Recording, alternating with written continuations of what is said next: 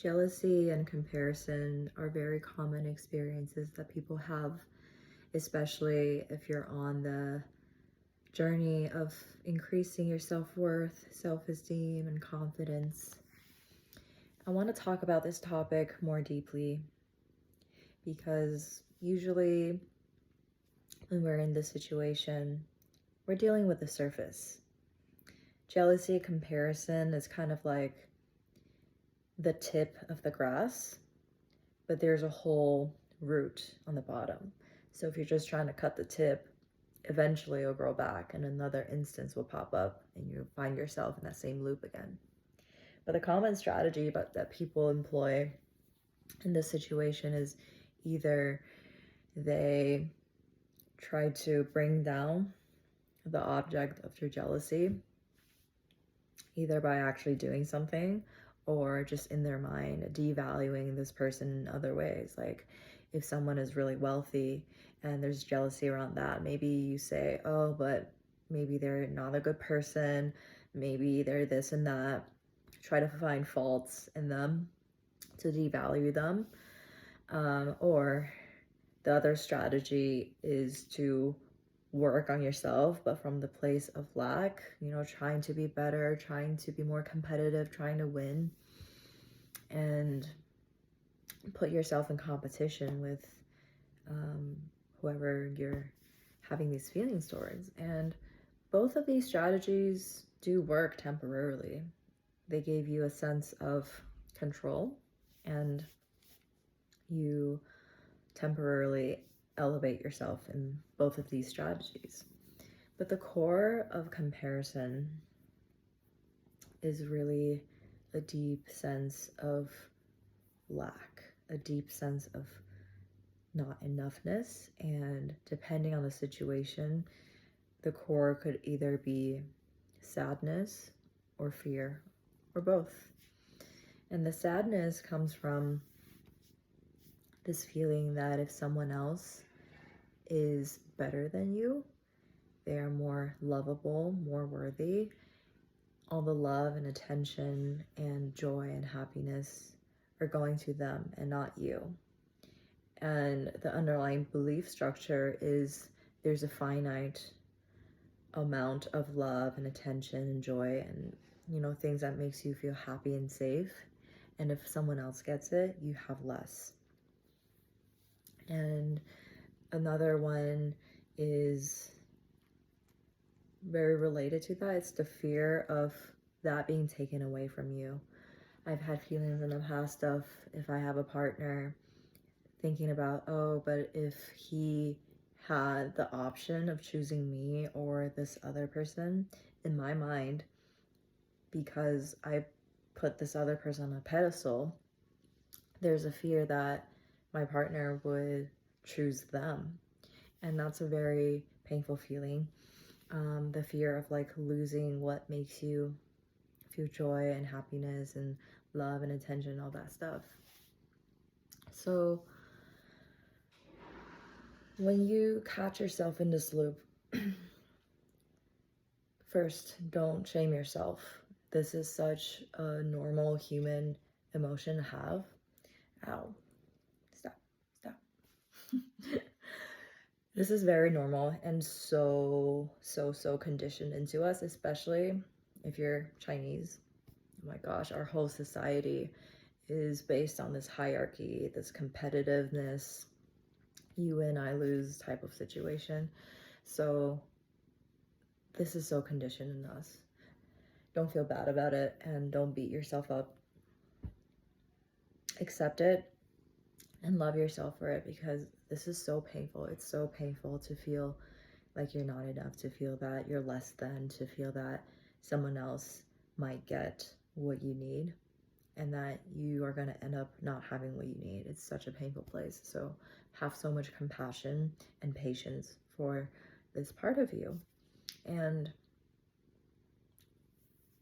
I want you to try to get really, really intimate with this part of you, because what really needs to happen here is making this part of you feel so seen and loved and safe that they no longer fear not having love and not having attention, because you're going to give it to this part of yourself. Get really intimate with this part and talk to him or her. How are you feeling? What are you afraid of? A lot of tears might come, or other types of feelings. Let yourself really be with the feelings. Let it process. And you can't skip this part, because if there's still emotional charge around it, you have to release it. Stuck energy is not going to move anywhere. You can't just paste an affirmation or a new perspective on top of stuck energy. It has to be released. Once the energy is free flowing again, that's when you can shape it into something new. That's where the affirmations and the new perspectives come in. But first, you have to allow these energies to move through, allow the pain to move through, and really see this part of yourself that is asking for your love and your recognition and your compassion. So really be tender with it, really love it. And once you feel that you're more regulated and more open, that's when you can work on the perspective shift. And the right perspective to have when it comes to comparison and jealousy is recognizing the uniqueness of you and the uniqueness of everyone in this world. Comparison is rooted in this perspective that you can be compared to someone else, that there is comparability. But the truth is, even though we're all humans, we are so different, and we each came here with our unique package of gifts and strengths and way that we connect and love and express. And our paths are so different. What we're here to do are so different. Even if it's in the same field, the way that you express your flavor and your essence is so unique. And it's like comparing yourself with a cat and being like, oh, she can purr and I can't.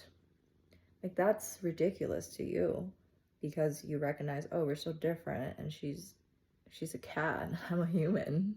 There's no need to compare. But it's actually a very similar thing with people. You might look similar, or both have two hands and a face, a nose, and stuff like that, but you're two completely different beings. So you comparing yourself to another person is basically like you comparing yourself to a cat. Like, you're not here to do the same things. You're not here to be the same. And when we're comparing, we're taking someone else's strength and comparing that to the whole that is ourselves, which includes our flaws and weaknesses. So it's never a fair comparison, because you're not seeing what they struggle with and their flaws. And this is different from devaluing them. This is objectively knowing that everyone has strengths and everyone has their gifts. Some have more flashy gifts, like very tangible. They're very good at playing music, good at singing, good at dancing, very charismatic. These are all very perceptive. You can tell right away, like, oh wow, this person's so talented. But some of us have gifts that are a little more innate. Like for me, I have a gift of going deep into the inner world, in the inner realm, recognizing patterns and being able to articulate an inner process. This is a gift, but it's not as readily visible. However, the gift of my gift is the impact that I have on people, and the impact of really making someone feel seen, or having a conversation that changes someone's whole perspective or life. That is so meaningful and that is powerful. Maybe someone's singing can really touch people for 5 minutes or more, but I feel like the impact of something like my gift is much deeper. So it's like everything has pros and cons.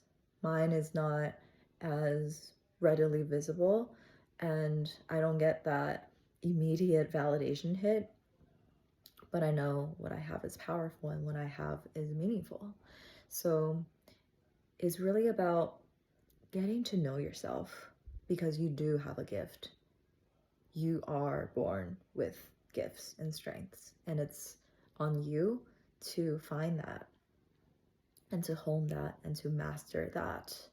And once you're so focused on your own mastery and becoming the fullest expression of who you are, comparison is just not going to exist in your world, because like you wouldn't want to. Like I wouldn't want to compare myself to Crunch, who's laying on my chest right now.